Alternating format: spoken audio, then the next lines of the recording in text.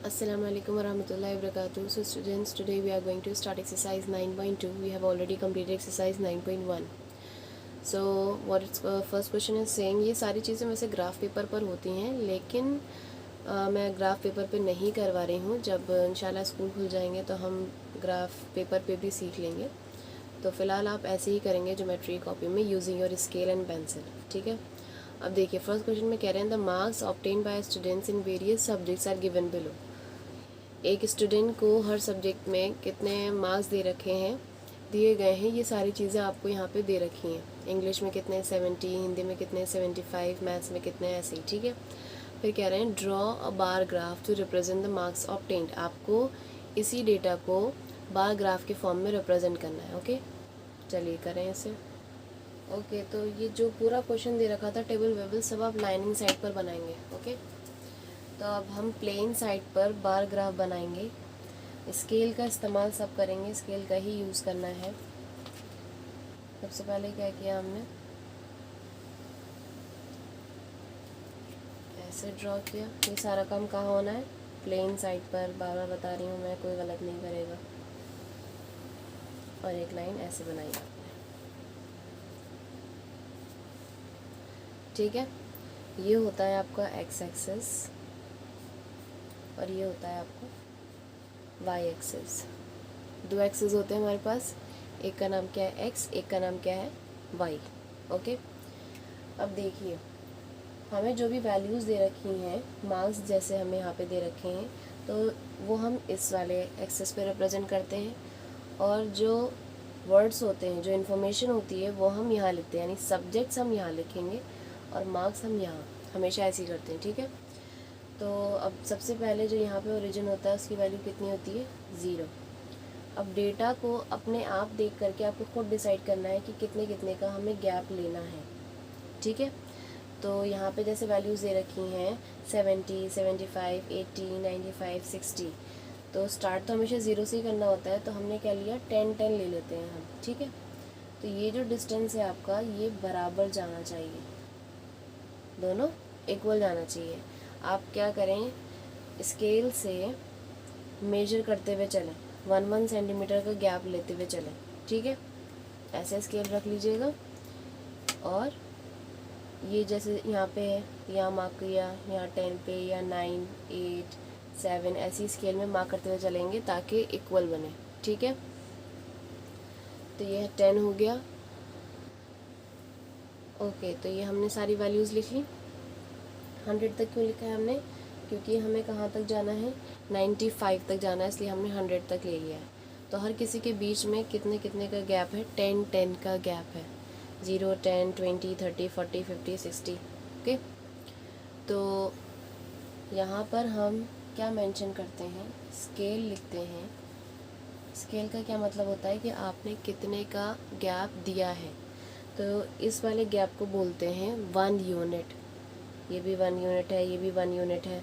तो हम कैसे लिखते हैं कि 1 unit is equals to, 1 unit किसके बराबर लिया हमने, 10 मार्क्स. ये 1 यूनिट किसके बराबर है, 10 मार्क्स. ये भी 10 मार्क्स, 10 मार्क्स, 10 मार्क्स. तो ये बताना ज़रूरी होता है. और इसके भी मार्क्स होते हैं कि आपने स्केल लिखा है कि नहीं. ठीक है. अब देखिए सबसे पहला हमें दे रखा है 70. तो स्केल लेंगे आप और एक बार बनाएंगे, जो बार कहाँ तक जाएगा, 70 तक जाएगा.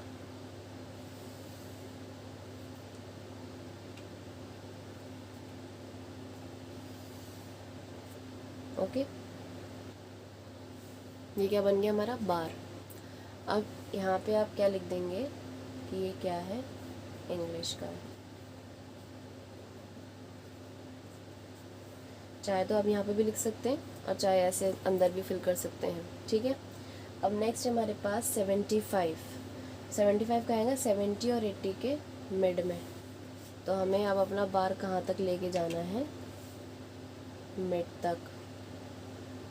तो हमने ये यहाँ पे बनाया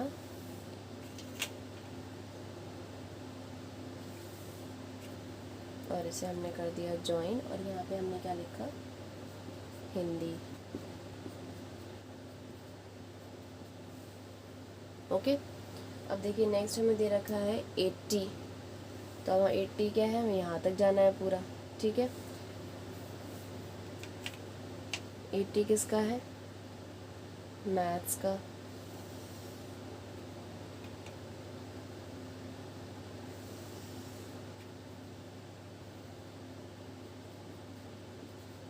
तो आपने यहाँ पे क्या लिख दिया, मैथ्स।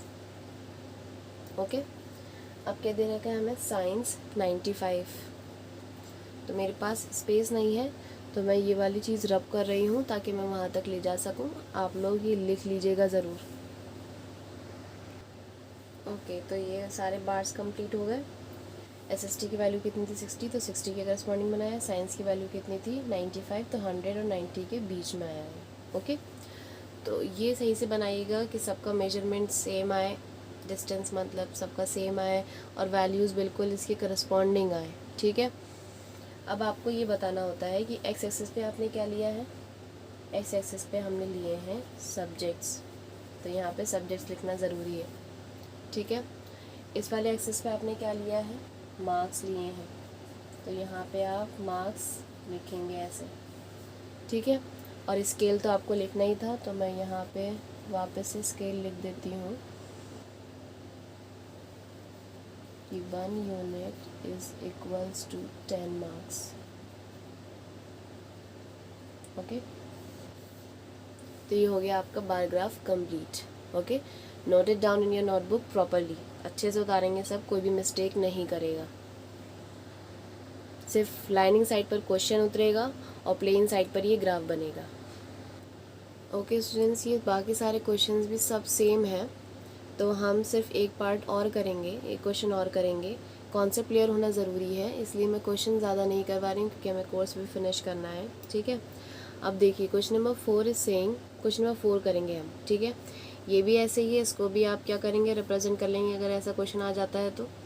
ये नंबर ऑफ़ स्टूडेंट्स आपने कहाँ शो कर दिए, वाई एक्सिस पर, और ईयर आपने दिखा लिया नीचे एक्स एक्सिस पर। ऐसे ये वाला हमने कहाँ दिखाया, एक्स एक्सिस पर, ये कहाँ दिखाया, वाई एक्सिस पर। और ये भी इसमें हम क्या करेंगे, अब देखिए इसे हम करने वाले हैं तो इसे पढ़ लेते हैं। और random survey was done on the difficulty level of a competitive examination. एक एग्ज़ाम था, उसका जो डिफ़िकल्टी लेवल है उन्होंने उसे कैटेगराइज कर दिया, और कितने लोगों ने जो है ये रिस्पॉन्स दिए हैं, 100 लोगों ने। Candidates were asked to choose one of the following responses, उन्होंने उनसे कहा गया कि आपको इनमें से कोई एक रिस्पॉन्स चूज़ करना है। कौन कौन से रिस्पॉन्स में से, कि आपका एग्ज़ाम डिफ़िकल्ट था, एवरेज था, इजी था, या आप कुछ नहीं कहना चाहते, नो कमेंट्स। ये 4 लिए हैं इन्होंने, तो रिस्पॉन्स की उन्होंने लिख दिए कौन कौन से लिए हैं, difficult, average, easy and no comments. अब देखिए नंबर ऑफ़ कैंडिडेट्स यहाँ पे दे रखे हैं कि कितने लोगों ने डिफ़िकल्ट कहा 30, कितने लोगों ने एवरेज कहा 25, ऐसे ही। तो यहाँ पे कह रहे हैं draw bar graph to represent the above data, bar graph बनाना है हमें। तो आपको सबसे पहले ये डिसाइड करना होता है, ये वाली तो ये पता चल गया कि ये आप कहाँ लिखेंगे, वाई एक्स एक्सिस पर, ये कहाँ लिखेंगे आप वैल्यूज़, ये वाली 5, 10 ये सब, ये वाई एक्सिस पर। अब कितने कितने का हम गैप लें, आप देख रहे हैं यहाँ पे 5 है, या 25 है, 30 है, 40 है, तो अगर हम 5 का गैप ले लें तो सब कुछ रिप्रेजेंट हो जाएगा। और कहाँ तक जाएंगे, अप टू 40 तक जाएंगे, क्योंकि 40 हाईएस्ट वैल्यू है। 40 तक जाएंगे तभी हम सारी वैल्यूज़ कवर कर पाएंगे। अब देखते हैं कैसे बनेगा। ये प्रोसेस सेम है, स्केल लिया आपने,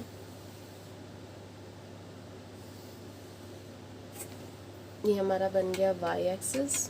अब हम कौन सा एक्सिस बनाने जा रहे हैं, एक्स एक्सिस। नाम याद रखना ज़रूरी है कि ये एक्सिस हमारा है एक्स, क्या लिखेंगे, एक्स, और ये एक्सिस हमारा कौन सा है, वाई।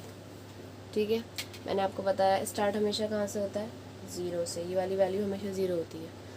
हम 5 का गैप ले रहे थे, तो हमने ले लिया 5, 10, 15, 20, 25। ओके, तो ये हमने लिख ली वैल्यूज़ 40 तक। अब आप ये बताएं कि स्केल कैसे लिखेंगे इसका। इसमें जो स्केल हमारा बना है वो कैसे बना है, 1 यूनिट, इस बार 10 का गैप तो नहीं है, सब में कितने कितने का गैप है, 5 का। 1 यूनिट इज़ इक्वल्स टू 5 क्या चीज़ 5? कैंडिडेट्स।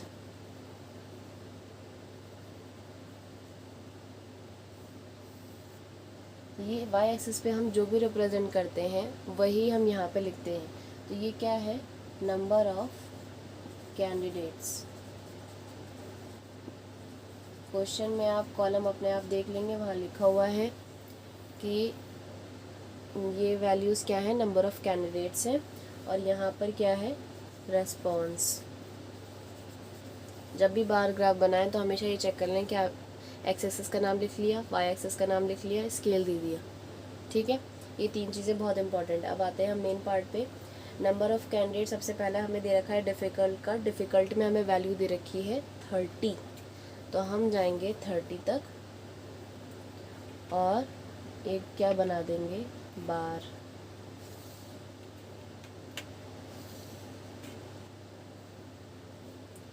और इसके अंदर हम क्या लिख देंगे, क्या है ये, डिफ़िकल्ट। ये हो गया। अब देखिए नेक्स्ट है हमारे पास एवरेज। एवरेज की वैल्यू दे रखी है 25, तो 25 वाले पे आप एक क्या बना देंगे, बार।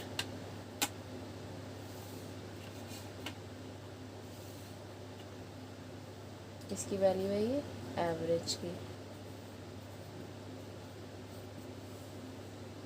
अब है 40, तो 40 तक जाएंगे। ओके, तो इजी का बना लिया हमने 40, और लास्ट में हमें दे रखा था नो कमेंट्स, इसके अंदर नहीं आ पाता इसलिए एरो बना के दिखा दिया कि क्या है, नो कमेंट्स, और इसकी वैल्यू कितनी थी, 5। और यहाँ पे आपने शो कर दिया रेस्पॉन्स, यहाँ हो गया नंबर ऑफ़ कैंडिडेट्स, ये हो गया स्केल, ये बन गए सारे बार्स। तो ये आपका बार ग्राफ हो गया complete. So we have completed chapter number 9। तो चैप्टर 4 कंप्लीट हो गया, चैप्टर नंबर 9 कंप्लीट हो गया। अब हमारा सिर्फ एक चैप्टर रह गया ज्योमेट्री का। So students completed and send it to me at my personal window. Okay, अस्सलाम वालेकुम वरहमतुल्लाहि वबरकातुहू।